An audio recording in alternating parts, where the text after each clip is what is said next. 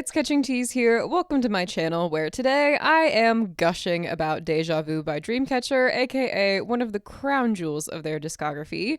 In honor of Dreamcatcher's 7th anniversary, woo, everyone cheered, I figured I would go back to their critically acclaimed masterpiece and add to the praise because seriously, how does a song go from this to this?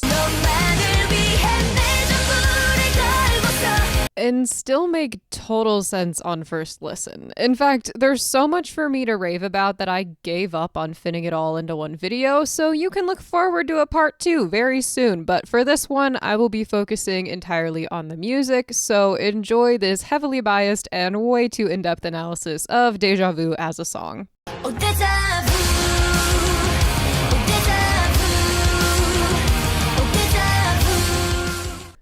I think the instrumental of this song is most of what gives it that wow factor and drives the genre of it. I would categorize Deja Vu as a rock ballad, but what's interesting about it is that instead of letting the rock and ballad elements exist simultaneously, as most do, they pretty much separate them entirely to exist in their own respective sections. Which is kind of ironic because usually when we're talking about ingenuity in K-pop, it's about mashing genres together and intertwining them.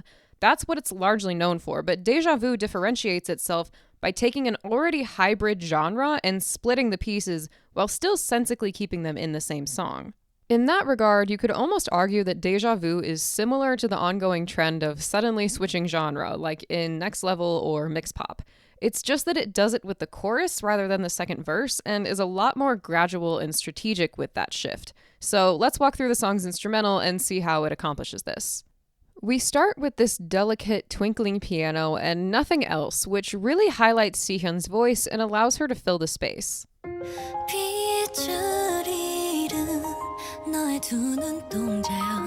However, when Siyeon's opening lines come to a close, they add this very subtle beat behind the piano to keep driving the song forward.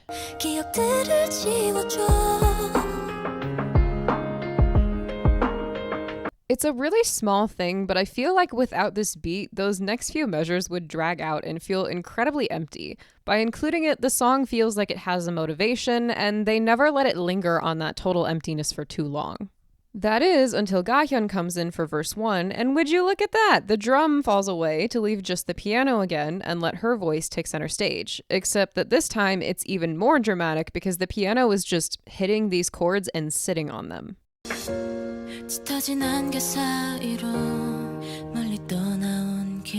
This absolute minimalist approach will come back later to create the most iconic part of the song, but it doesn't have quite the same effect here for reasons that I'll get into in the vocal section. For now, it continues to build the musical theme of push and pull that this song really thrives on.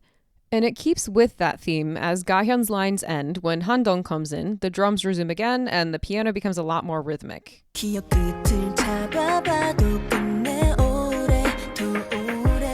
That instrumental continues until the end of the verse and provides a sense of driving towards something bigger, except it's not.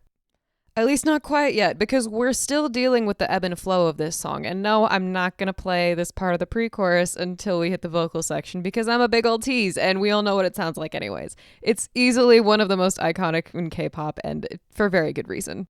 Like in Gahyeon's part earlier, it starts simply by just sitting on these piano chords with nothing else, very empty. As soon as handong finishes her gorgeous part, there's this slight swoosh that leads into this enormous swell.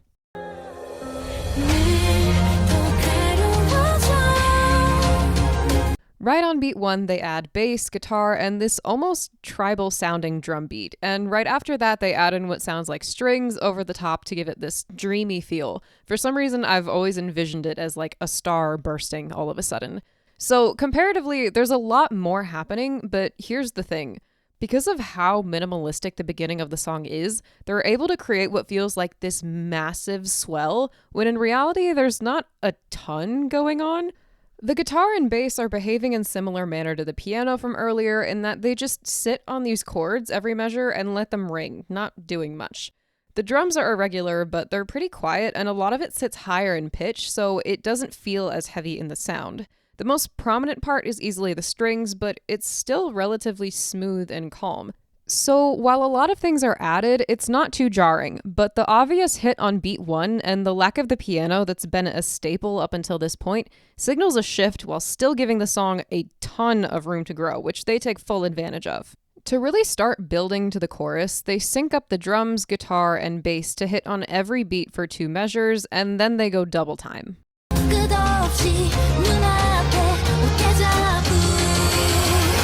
On top of that, the bass and guitar have ascending pitches, and there's also this zippy whirring sound that does the same thing to add anticipation for what's next.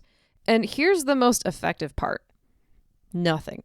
Literally everything sucks back for this split moment of dead silence before the bass has this one note that glides down during Deja, and everything just explodes on Vu.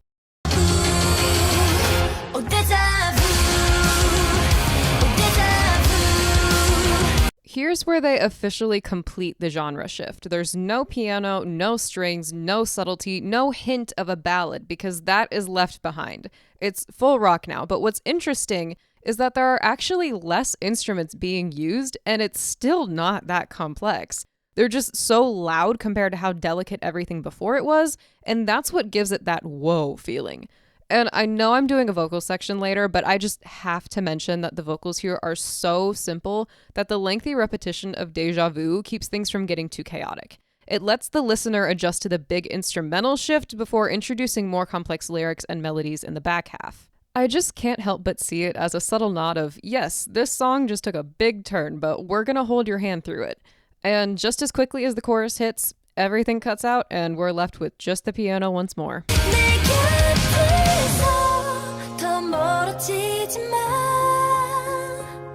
It gives me this sense of not quite deja vu, but thinking, did that really just happen? It comes and goes so quickly that your brain almost can't process it all the first time around, but all the little cues keep it from getting so chaotic that it's nonsensical or overwhelming. I'm gonna largely gloss over everything from verse 2 to the end of the second chorus because it's pretty much the same, which honestly is a really good choice considering how many shifts are happening here.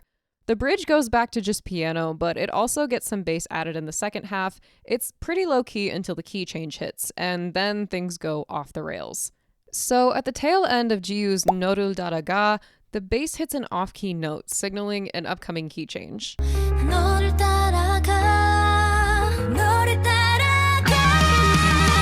It isn't until the end of Siyeon's Noru Daraga where everything then settles into its new key and we've officially switched from F minor to B major. I think. I'm not the greatest at figuring out keys, but that's the conclusion I've come to, and I will continue with this video as if I am definitely right about all key changes. Yell at me in the comments if I'm wrong and you know better. Also, shout out to the guitarist for doing this. Then we're in the final chorus, where the drums have doubled their beat compared to the previous choruses, but the biggest difference is the switch from a minor key to a major key. Minor keys sound quote-unquote sad, and major keys sound quote-unquote happy, an oversimplification, but we'll get into that later. So although the melody is the same, it has a different feel in a major key. It sounds more triumphant and final. So we had this big flip into a major key and quicker drums. How do we go up from here? Well, another key change, of course. On Nomaru Wihe, we go from B major to A flat major, which isn't a massive deal in the moment since it just keeps driving the energy forward. But it sets up something genius that will happen in a few moments. But before that, on the end of the Gochorom, the drums slow down to halftime, so we're starting to de-escalate here.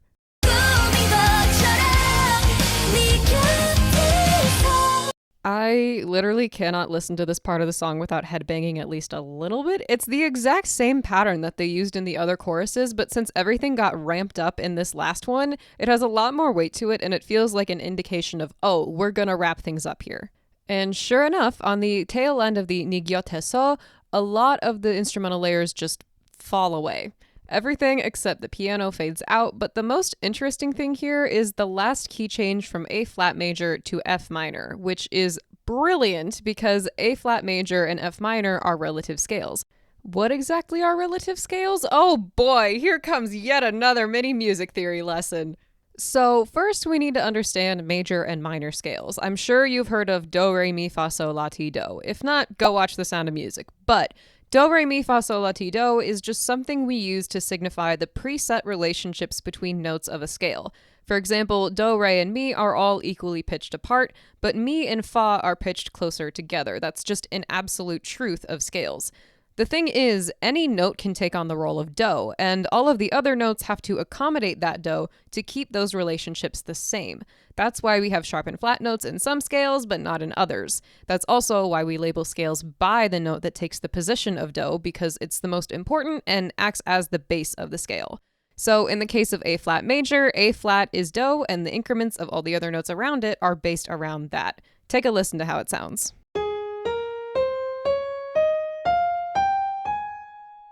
When we get into minor scales, things start looking a little different. We keep those relationships the same, but instead of basing our scale around do, we base it around la. A little confusing if you aren't familiar with this stuff, but basically take any major scale, find la, and treat that as your new base. So instead of the typical do, re, mi, fa, sol, la, ti, do, you're going la, ti, do, re, mi, fa, sol, la. And because of those set relationships, it's going to sound a little different starting at la. Let's take dear old A flat major as an example again. A flat is do, so let's see what la is.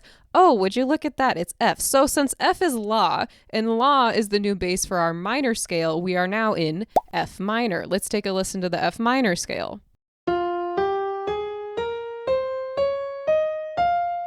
Sounds a little different, right? But now see what happens when I line A flat major and F minor up.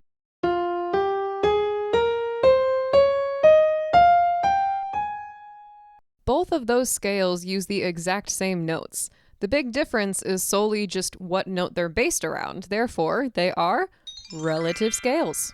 So what does this mean in Deja Vu?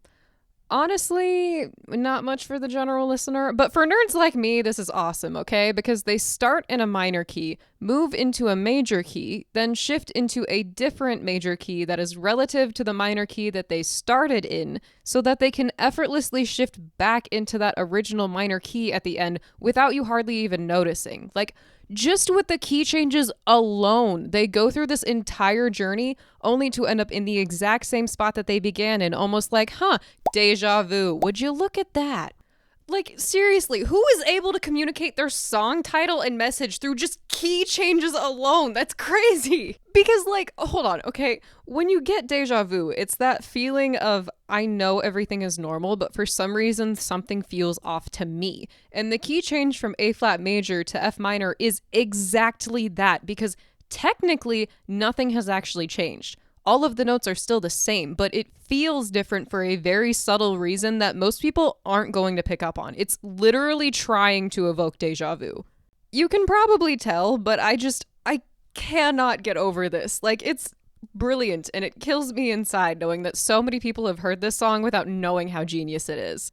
But okay, there's like 20 seconds left and I need to wrap this up. So, key changes aside, all we have left at this point is a little piano accompanying yoohyeon and siyeon as they vocally close out the song. It seems so empty compared to the explosive energy of the previous 20 seconds, which is why as soon as those two are done singing, they add in some low strings to keep the song from going out with an uneventful whimper without disrupting the somber tone of it all.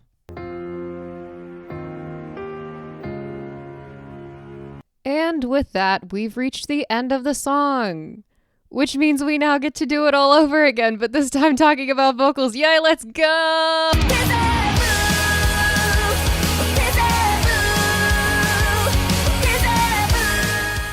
If you haven't ever paid attention to the backing vocals in this song, oh, I'm about to rock your world. Okay, so Siyeon sets the tone right off the bat with this breathy and bare delivery.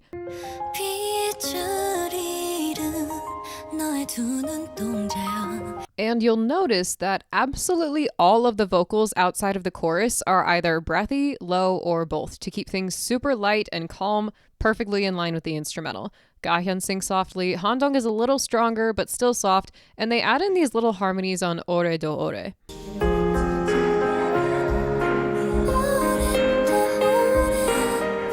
Suwa sings higher in pitch but still stays soft, and they add in another harmony with jamduro. And then we hit the moment, handong's pre-chorus.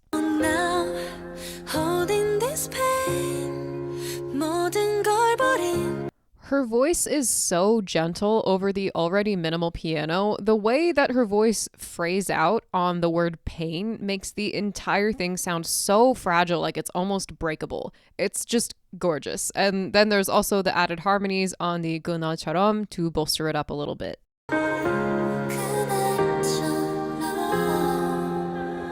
Now we've hit that big instrumental swell, and gahyeon comes in with a heavier mix to kind of match it, but it's still nowhere near full strength. So we're starting to build, but we've still got a long way to go. You'll also notice a lot of ooze coming into the backing vocals to start filling things out a little bit more.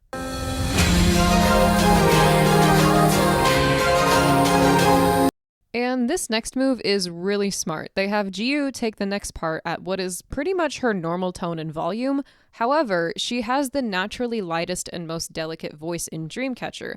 So despite the fact that she's not making an effort to sing softly, it still comes off as soft and doesn't have that full impact.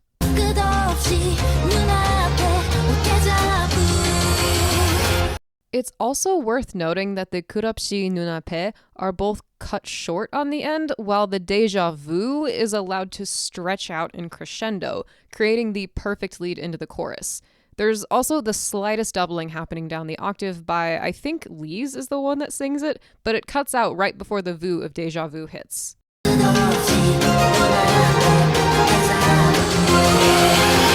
It adds another layer to everything, but stopping right before the Vu helps focus in on Jiu's voice before we hit the chorus, which, when that lands, a lot happens. Yoohyeon comes in with her full voice, with Lee's once again doubling her, but what really makes this chorus is the quite literal choir just singing "oh" in the backing vocals, because listen to how much fuller they make this chorus sound.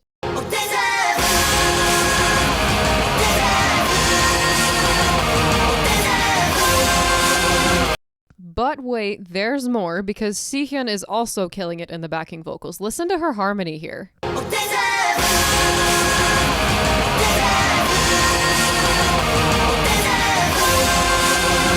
What makes this harmony so good is how it escalates. The pitches of the first Deja Vu go down and down. The second one repeats that pattern except for the last note, which steps up higher, and the last one starts and stays on that same note until the last syllable, which goes up another step.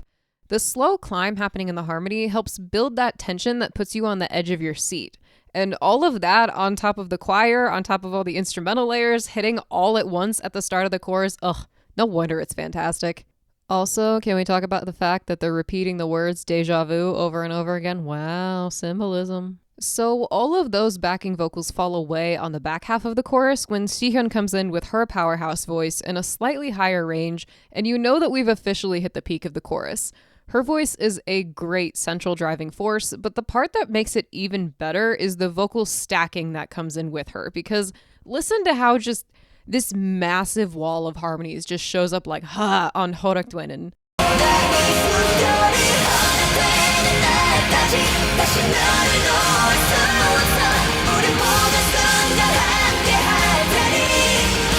It just sounds so solid. And also notice again that the vocal lines get a lot more rhythmic here to make it even more exciting. And as soon as we hit the climax, the instrumental dies out and Yoohyeon matches that energy by softening out her voice in response. There's also a slight harmony on the end there, but I don't think it's significant enough to play the backing vocals for you. Just a fun little sparkle there. And with that shift from Yoohyeon, we're back to that soft and breathy style of singing. Dami matches this great, and there's these little oohs that fill in the gaps between her lines in the same manner.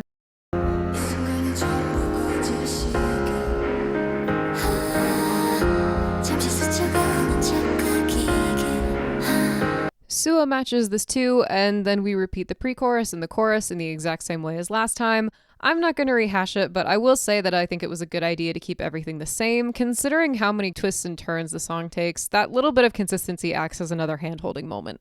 That is until the very last syllable, where they change the last note to land a little bit higher, signaling, oh yeah, incoming change, you're in for more. I'm sure you've heard it, but just in case, here's the difference between the two choruses.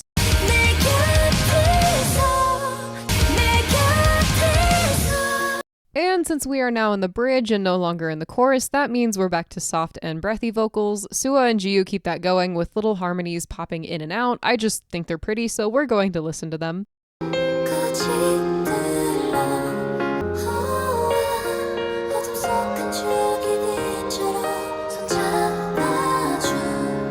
And there's also some interesting repetition used at the end of the bridge where Jiyu sings Noru Daraga, which translates to follow you in her very soft voice, and then Siyeon repeats it, but belting this time.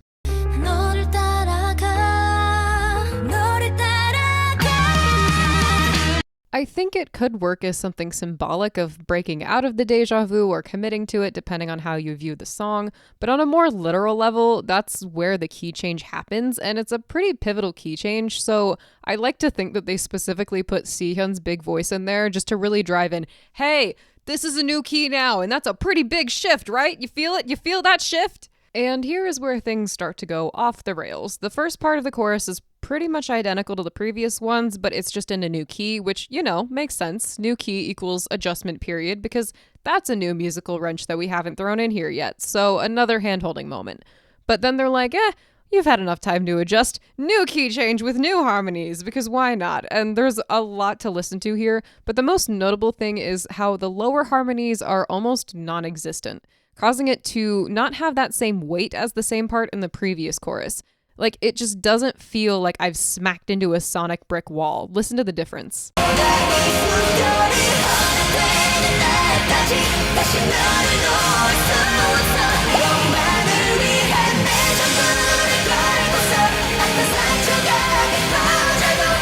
But that's actually a really good thing here, because you don't want this section to feel as heavy. This is the final chorus, which is the resolution to it all, so you want it to feel lighter. By minimizing the lower harmonies, it feels a little more buoyant, which helps it fit in with the quicker beat in the major key.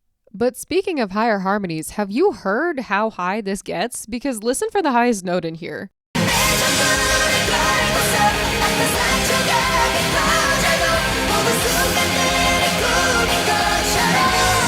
I can't even tell who it is. My guess is Siyeon, but props to them. And while we're here, can we also shout out Lee's? Because, hello, Mans could be a vocalist himself. Listen to him doubling the melody here.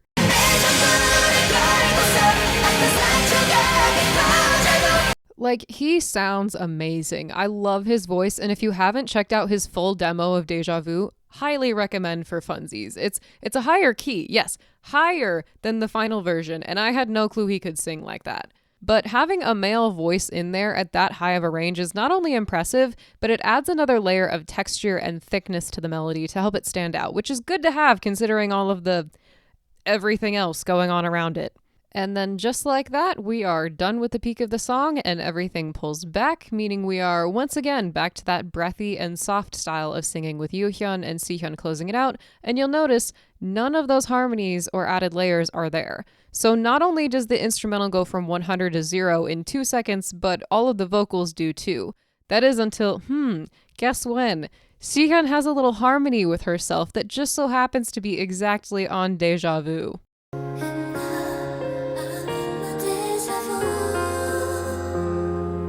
Which, like, come on. How many different ways can they find to demonstrate this intangible concept or feeling through music? Like, just, it's so good that I'm getting mad at them. But then we're done. We've hit the end, and every time I just feel wrung out, but in, like, the best way possible. I need at least a solid 10 seconds to just stare at a wall and process everything I went through, because what a whirlwind. So there is the first part of my analysis on why Dreamcatcher's Deja Vu is a masterpiece. Stick around for the next installment, which should be coming very soon, and we'll cover the music video and story and lyrics, but I hope you enjoyed this first part. The amount of times that I had to pause, sit back, and stare at the floor to collect myself because this song is just too good. I would say it's embarrassing, but this song is just genuinely mind-boggling, so I hold no shame. I mean, I kept finding new things to include even after listening to it hundreds of times, which is how this got so out of control and forced my hand into my first ever two-parter. But that does it for part 1. Thank you so much for watching. Let me know in the comments if I pointed out something new to you, because I'm actually really curious to see how much people knew already versus what is just me obsessing over this song and getting way too deep in the weeds. And how do we feel about the two-part format? I was worried less people were going to watch 40 plus minutes about literally a single song, so I made that executive decision, but what are your thoughts? Should I do this more often when I get long-winded? I want to hear what you think. Also, if you like the video, please drop a like and subscribe to the channel as it really helps me out. Thanks again for watching, and I will talk to you all next time. Bye!